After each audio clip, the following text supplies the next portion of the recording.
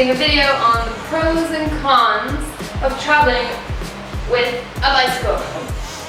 Okay, so I bought my bike at the end of May this year, so a little under 4 months ago, and I've been traveling with it since. I went at the end of May. I went to the Roto for Thai fruit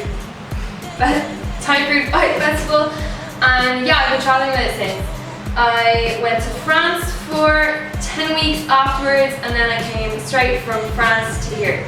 So yeah, I've had the bike since then, and yeah, I've been cycling like my whole life, but I have never, this is the first road bike I bought, and this is the first experience I've had of traveling anywhere with it. Now I've traveled a lot before, but always with like, you know, a backpack or, you know, a rucksack or a suitcase, never with like this piece of equipment here. So yeah, I've got 4 pros and 4 cons. I'm going to go through the pros first. So pro number 1. Okay, so pro number 1 when you take a bike traveling is that you don't ever have to pay for transport. You can cycle anywhere you need to get to, like that. You don't have to wait. You don't have to wait around for taxis, or say for example in Chiang Mai, I think I took a Songtao like twice, and it's so much better that way because you like avoid the traffic of being in a Songtao. Like the amount of Songtaos I passed in Chiang Mai, like just whizzing in and out of the traffic on my bike, was incredible. I was just like, I don't know how people sat in a Songtao for ages just get from one market to their apartment. So like when you have a bike, you can just literally whiz around. If you need to get something, you can go get something really quickly. It is so convenient having your bike traveling. Yeah, like even here in Ubud, in Bali now where I am at the moment, it's so handy. I can get to Yoga Barn within like 2 minutes. I can get to whatever raw cafe, or I can get to the centre, or whatever fruit stall I need to get to, or the supermarket. Everywhere I go, everywhere on my bike. I never walk anywhere because it would literally take me like 45 minutes, or half an hour to 45 minutes to get to where I need to go if I walked. So yeah, that's definitely a big pro. You do not need to use or pay for any other transportation because this is your transportation.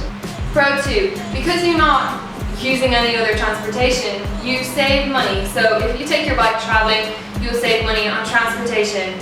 And not only will you save money on transportation, but you'll also save money on accommodation, because you don't have to live like as close to the centre and as close to where things are going on. You can afford to kind of live maybe a little bit outside of the main town or the main area and still get there really quickly on your bike.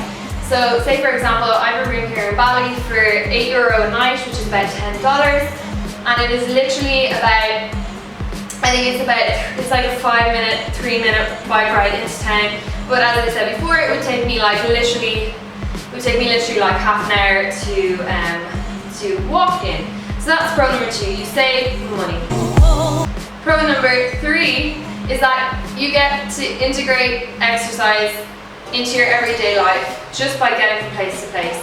This is one of the best things about it, because like you don't have to cycle 50 kilometers or do a 100-kilometer bike ride a few times a week, or do 200 kilometers once a week in one go. You know, you don't have to do that to get like pretty fit and stay healthy and, you know, make the most out of your bike.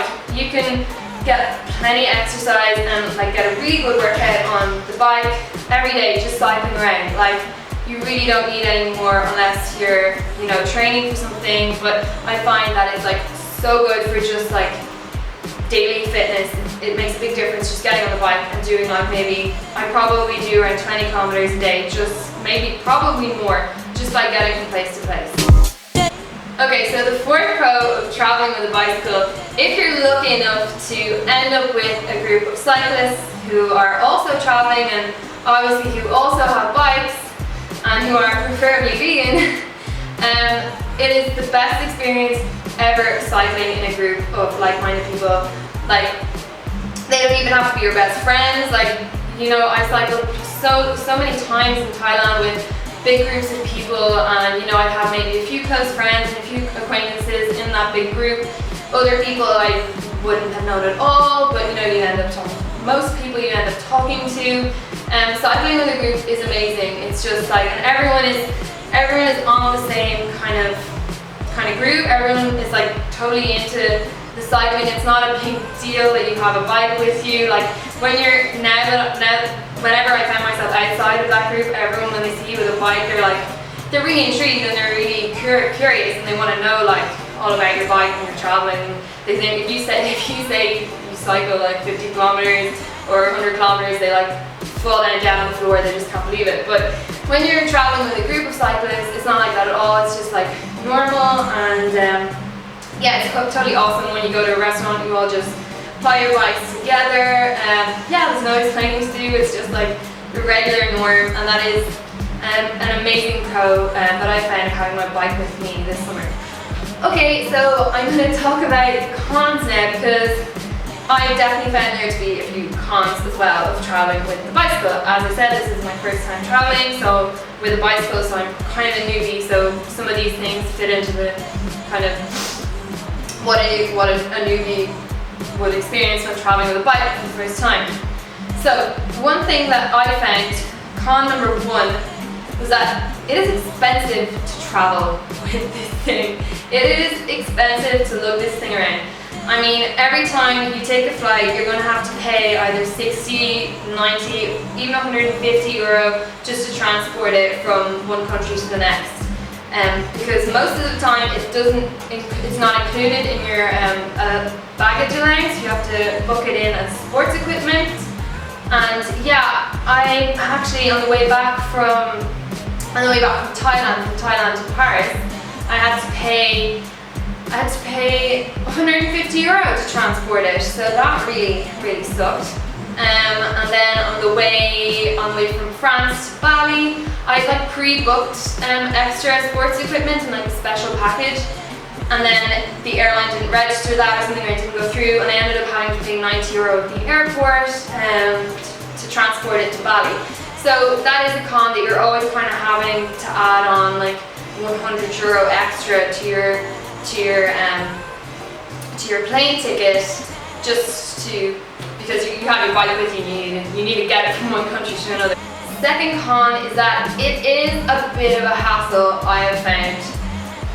Packing it up and getting a bike box on time and getting everything in the right place in the box. I find that extremely stressful. Like traveling and getting to flights on time is stressful enough, and like having everything organized.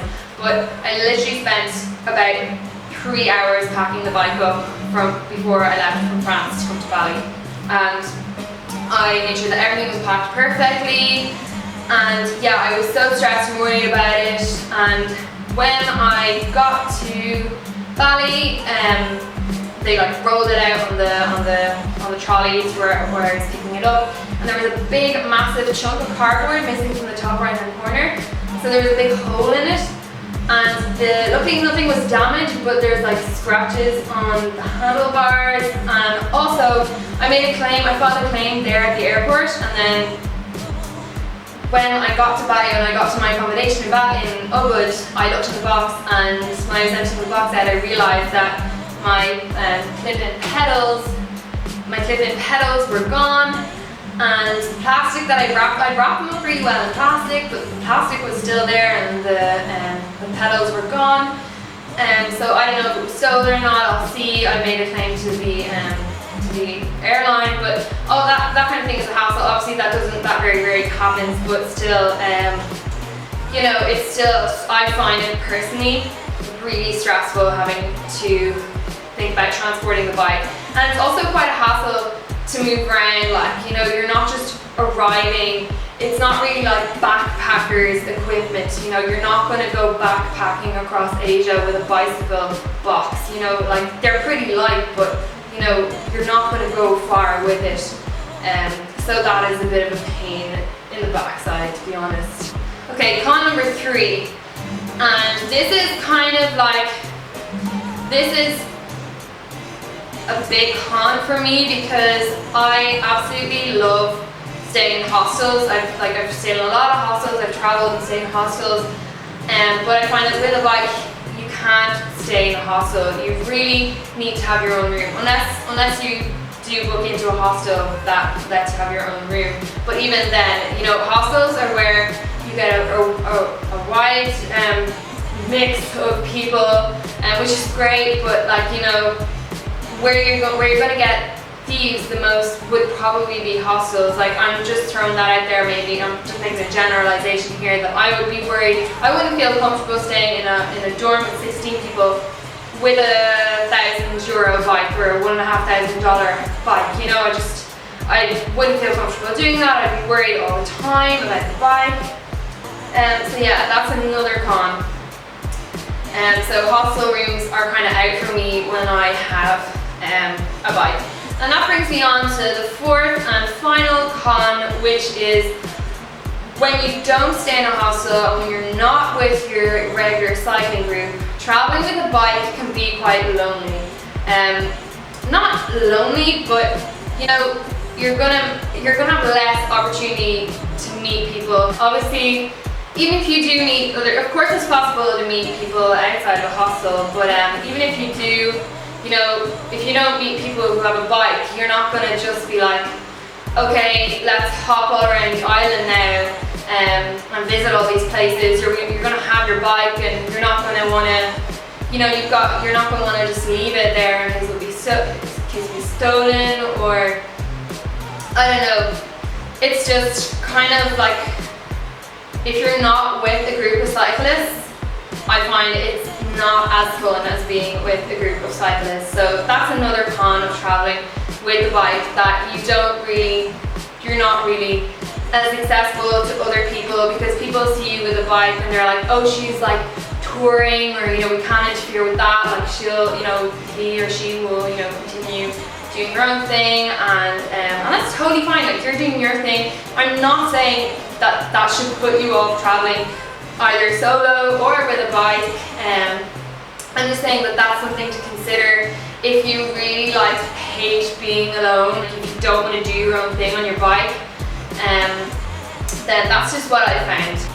So I hope that was helpful to anyone. I'm going to Chiang Mai in 2 weeks, so I'm staying another week in Ubud. I've already been about a week in Ubud. I'm staying here another week, and then I'm going to Chiang Mai at the end of September, which I'm really excited about. I'm going to do so much cycling there.